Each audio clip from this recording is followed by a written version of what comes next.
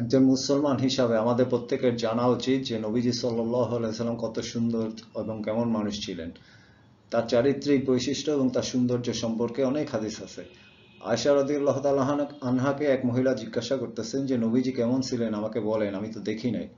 তো তখন আয়েশা রাদিয়াল্লাহু তাআলা আনহা বলছেন যে মিশরের নারীরা, মেয়েরা ইউসুফ আলাইহিস সালাম এত সুন্দর ছিলেন যে তাকে দেখা ফল কাটতে গিয়া ফল না কাটা তাদের হাত কেটে ফেলছিল।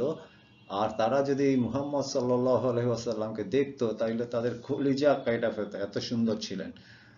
বলছে এক সাহাবী একদিন চাঁদনি রাতে বের হয়েছে, দেখে আকাশে অদ্ভুত সুন্দর পূর্ণ চাঁদ, পূর্ণিমা।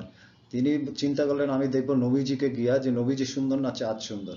তো উনি নবীজি সাল্লাল্লাহু আলাইহি সাল্লাম এক জায়গায় ছিলেন, ওখানে গিয়ে একবার চাঁদের দিক তাকাতেছেন, একবার নবীজির দিকে। নবীজি হেসে দিয়া বললেন কি দেখো তুমি? বললেন আল্লাহ রসুল, আমি দেখলাম যে চাঁদটা বেশি সুন্দর না আপনি বেশি সুন্দর, আপনি বেশি